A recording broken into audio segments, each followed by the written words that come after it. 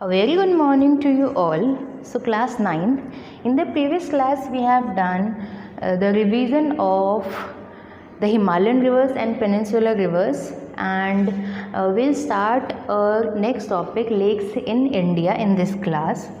So there are so many lakes in India. Some are perennial, but in some lakes we find water only in rainy season. अब दो तरीके की lakes होती हैं. Perennial means जिसमें साल भर पानी रहता है, जैसे दो तरीके की नदियाँ होती हैं जिसमें साल भर बहती हैं, और जो जब बारिश आती है, जब उनमें बारिश का पानी इन्वॉल्व होता है तब वो फ्लो करती हैं. तो उसी तरीके से रिवर्स दो तरीके की होती हैं और यहाँ पर लेक्स भी दो तरीके की. पेरिनियल साल भर जिनमें पानी रहता है, और कुछ लेक्स जिनमें रेनी सीजन के बाद पानी भरता है. Now second point, some have come into existence due to glaciers and snowstorms, rivers and human activities. तो लेक्स किस किस तरीके से बनी है? ग्लेशियर्स के मूवमेंट की वजह से बनी है, स्नो स्टॉर्म्स की वजह से बनी है, नदियों की वजह से भी बनी है. That we will discuss in the later slides. And human activities की वजह से भी लेक्स की फॉर्मेशन हुई है. Most of the lakes of sweet water exist in Himalayan region. Now sweet water का मतलब क्या होता है? स्वीट वाटर का मतलब मीठा पानी हम जैसे बोल सकते हैं. तो एक मीठा पानी होता है, एक खारा पानी होता है. मीठा पानी मीन्स जो पीने लायक होता है, और खारा पानी मीन्स नमकीन वाटर, सॉल्टी वाटर, जिसे हम पी नहीं सकते हैं. सो जो स्वीट वाटर लेक है वो हिमालयन रीजन्स में है. Himalayan means upper part, Himalayan north eastern part यहाँ पर है हिमालयन रीजन्स. और हिमालयन रीजन्स में होने की वजह से यहाँ पर जो पानी है वो खारा नहीं है, बिकॉज सॉल्टी वाटर मेनली हमें किस रीजन में मिलेगा? यहाँ पर सदर्न पार्ट में मिलेगा, सेंट्रल पार्ट में मिलेगा. हिमालयन रिवर्स एकदम फ्रेश वाटर मिलता है, पीने लायक पानी मिलता है, जिसे हम स्वीट वाटर बोलते हैं. Now types of lakes we can divide it into two parts: saline water lakes and fresh water lakes. Saline means salty water and fresh means जिससे हम पी सकते हैं वैसा water. Now saline water lakes. A saline water lake is a landlocked body of water that has concentration of salts and other dissolved minerals which is higher than the other lakes. Saline water lakes वो होती हैं, एक landlocked body होती है. Now what do you mean by landlocked body? Let's discuss with the example of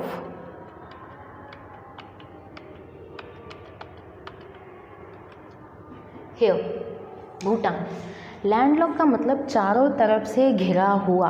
अब घिरे हुए से मतलब है भूटान देश है वहाँ पर, तो भूटान इस साइड से सिक्किम से घिरा हुआ है, इस साइड से अरुणाचल प्रदेश से घिरा हुआ है, एंड सदर्न पार्ट में उसके बांग्लादेश है, and in the northern part China.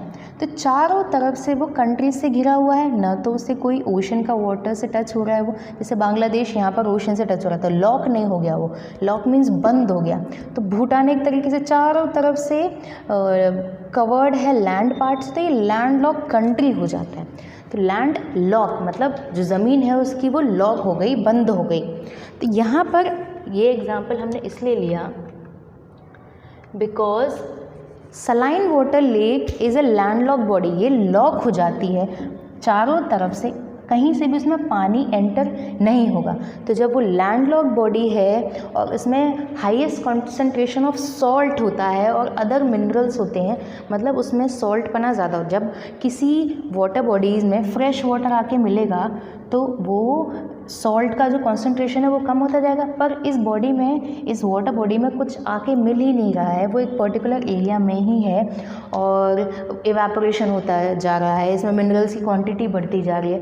तो लॉक है, वो कुछ आके इसमें मिल नहीं रहा है, फ्रेश चीज़ आके, फ्रेश वाटर आके इसमें मिल नहीं रहा है. तो क्या हो जाती है? सॉल्टी लेक हो जाती है, जिसे हम सॉल्ट वाटर लेक और सलाइन वाटर लेक कहते हैं. Now the example of saline water lakes are Sambhar lake and Didwana lake. Both of the lakes are situated in Rajasthan. Now fresh water lake. Fresh water lakes are bodies of still unsalted water surrounded by land. ये भी land से surrounded होती है, पर ये unsalted होती है, इसमें जो नमक की मात्रा है वो कम होती है. एंड किन्हीं रीजन्स की वजह से इनमें वाटर एंटर होता है, या फिर आपको आगे आने वाली स्लाइड्स में बता दिया जाएगा कि अनसॉल्टेड क्यों होती है. Now examples of fresh water lakes are Wooler Lake and Dull Lake.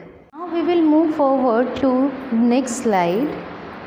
On the basis of the formation, the types of lakes are, किस तरीके से लेक्स बनती हैं, ये उनके कुछ टाइप्स हैं. First is glacier lakes, oxbow lakes, volcanogenic lakes, lagoon lakes and inland water lakes. All the types of lakes we'll discuss in the later slides. First is glacier lakes. So glacier lakes की formation होती कैसे है? Formed due to the action of glaciers and the ice sheets.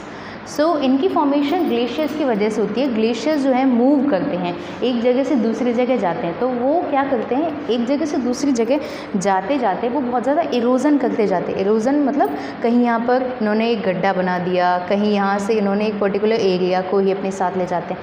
तो इन वजह से बहुत सारे यहाँ पर होल्स बन जाते हैं, पोर्ट होल्स बन जाते हैं. इन वजह से इनमें पानी भर जाता है. पानी बारिश का भी हो सकता है या फिर मेल्टेड आइस भी हो सकता है. तो ये छोटे छोटे फॉर्म्स जो हैं वो क्या होती हैं, वो लेक्स के रूप में दिखाई देने लग जाते हैं. तो glacier forms, glacier lakes glacier की वजह से ही होती हैं. ग्लेशियर से एक जगह से दूसरी जगह मूव करते हैं, इरोज़न करते जाते हैं. इरोज़न्स की वजह से यहाँ पर छोटे छोटे स्मॉल होल्स बन जाते हैं जिनमें पानी भर जाता है और उन्हें हम क्या बोलते हैं, glacier lakes. Fresh water lakes होती हैं ये, क्योंकि ये मेल्टेड आइस का ही एक फॉर्म होती हैं या फिर रेन वाटर का. और rain water and melted ice दोनों ही फ्रेश वाटर हैं. मींस नमकीन पानी ना होके ये ताज़ा पानी है, ये पीने लायक पानी होता है. Example Dal lakes, Wular lake, Rakshas Tal lake etcetera. Now the examples of glacier lakes are, here is Dal lake. Dal lake यहाँ पर ग्लेशियर्स है.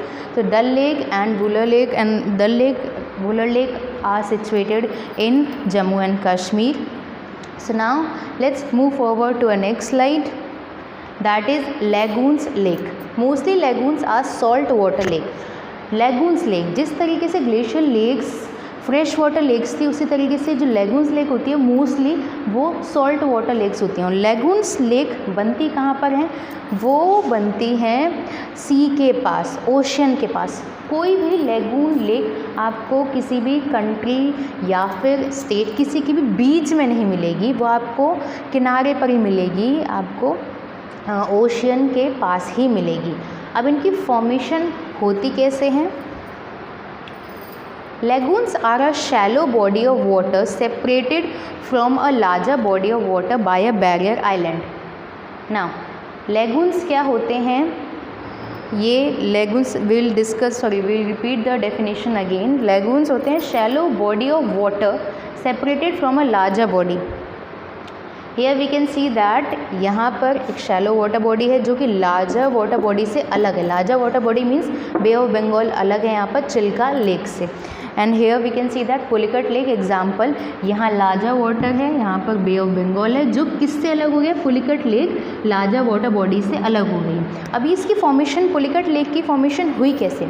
जो ओशन है वो अपने साथ सेडिमेंट्स लाता रहता है. सेडिमेंट्स लाने की वजह से यहाँ पर ये जमा होते जाते हैं सेडिमेंट्स, और सेडिमेंट्स की वजह से ये एक particular water body larger water body से अलग हो जाती है. एक आइलैंड जैसा यहाँ पर बन गया, और इन आइलैंड की वजह से दोनों पर्टिकुलर वाटर बॉडीज़ में डिफरेंस हो जाता है और ये हो जाती है लेगून वाटर लेक और lagoon lake. Here we can also see that here is the diagram of Chilka Lake. Chilka Lake situated in Odisha.